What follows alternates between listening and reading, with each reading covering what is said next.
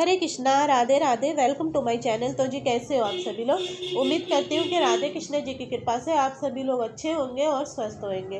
तो जी आज की वीडियो में हम जानेंगे कि कार्तिक मास के नियम का जो हमने संकल्प ले रखा है, अगर हम पीरियड्स में हो तो हम उसको कैसे पूरा करेंगे।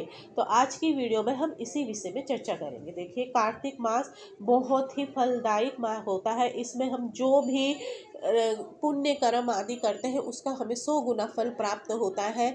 जैसे कि परिक्रमा हो गई, जैसे कि हमने तुलसी में दीपदान करा, कार्तिक स्नान करा, कोई भी अगर हम धर्म के कार्य करते हैं उसका हमें बहुत ही 100 गुना फल मिलता है। तो ऐसे में अगर हमने जो कार्तिक मास में संकल्प ले लिया और बीच में हमारे पीरियड्स हो गए तो हम कैसे पूरा करेंगे। जैसे कई लोग कार्तिक स्नान का संकल्प लेते हैं, दीपदान का संकल्प लेते हैं, तुलसी माता में दीपदान का संकल्प लेते हैं, परिक्रमा का संकल्प लेते हैं। तो ये सब हमें कैसे करना है। तो सबसे पहले तो मैं आपको कार्तिक स्नान के विषय में बताती हूँ।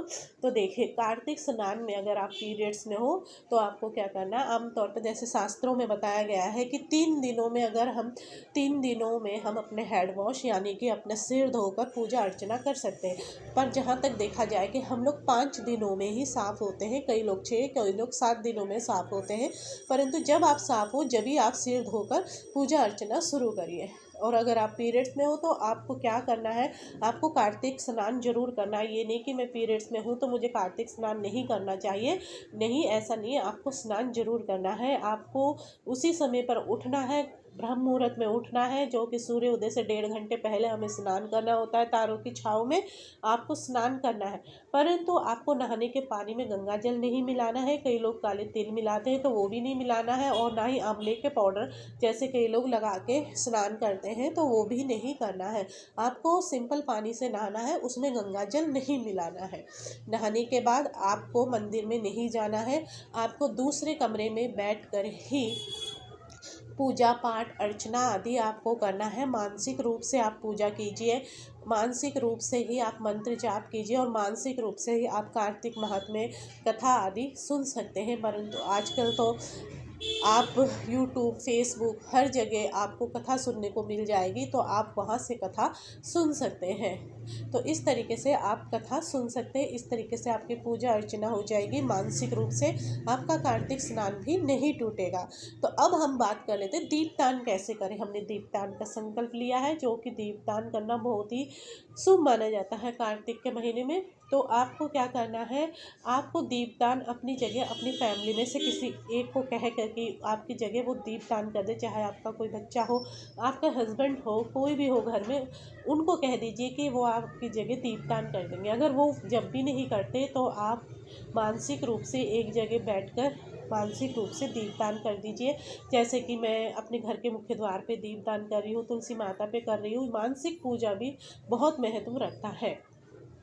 तो इस तरीके से आप कर सकते हैं। और नहीं तो हमें कार्तिक मास के पूरे महीने में कुछ दिन ऐसे मिलते हैं जो दिन हमारे छूट जाते हैं, उसको हम पूरा कर सकते हैं। अब देखिए, रमा एकादशी से दिवाली तक 5 दिन आते हैं। उन दिनों भी आपके जो काम छूट जाते हैं, जो आपने संकल्प लिए हैं बीच में, जैसे आप पीरियड्स में आ गए और छूट गया, तो आप उन दिनों उस कार्य को डबल कर सकते हैं। यानी कि जैसे कि आपने तुलसी परिक्रमा 7 बार करने की करी है तो आप 14 बार कर लीजिए, और दीपदान आप 2-2 बार कर दीजिए। इस तरीके से आपका संकल्प दीपदान का भी नहीं टूटेगा। और फिर आ जाता है जैसे कि तुलसी में हमें परिक्रमा कैसे करनी है। आप मानसिक रूप से ही तुलसी पूजन भी कर सकते हैं। और फिर जैसे कि अब हमने बात करनी है कि क्या हम ठंडे पानी में नहा सकते हैं, क्या हमें ठंडे पानी में ही नहाना होता है। जी देखिए, शास्त्रों में तो बताया गया है कि कार्तिक माह में ठंडे पानी यानी कि किसी पवित्र नदी, नदियों और तालाबों आदि में स्नान करना बताया गया है। क्योंकि श्री हरि विष्णु जी कार्तिक माह में पानी में ही वास करते हैं, और भी देवी देवता होते हैं जो पानी में वास करते हैं, इसलिए ठंडे पानी में नहाने को बताया गया है। परंतु आजकल बहुत ही, जैसे टंकी में पानी रखा रहता है तो बहुत ही ठंडा हो जाता है। देखिए, सबसे पहले स्वास्थ्य है, तो हमें अपने स्वास्थ्य का ध्यान रखना। अगर हम ठीक रहेंगे जब भी हम कार्तिक मास के संकल्प के नियमों को पूरा कर सकते हैं। इसलिए आपको क्या करना है, गर्म पानी नहीं करना, हल्का गुनगुना पानी करके आप स्नान आदि कर सकते हैं। और फिर कार्तिक मास के के बाद जैसे पंच भीखू आते हैं, उसमें भी जिन लोगों ने पूरे महीने कार्तिक मास के नियम नहीं करे हैं, वो पंच भीखू में भी कार्तिक मास के नियमों को पूरा कर सकते हैं। कार्तिक मास के अंतिम 5 दिन होते हैं जो, अगर आप जब भी नहीं कर सकते तो आप कार्तिक पूर्णिमा में, कार्तिक पूर्णिमा आती है तो उन दिनों भी आप अपने संकल्प जो आपके टूट गए हैं, बीच में रह गए हैं, उन्हें आप पूरा कर सकते हैं कार्तिक पूर्णिमा में भी। तो जी आज की वीडियो में बस इतना ही। उम्मीद करती हूँ कि आज की वीडियो आपको अच्छी लगी होगी। तो वीडियो को लाइक एंड शेयर करना ना भूलें। हरे कृष्णा, राधे राधे।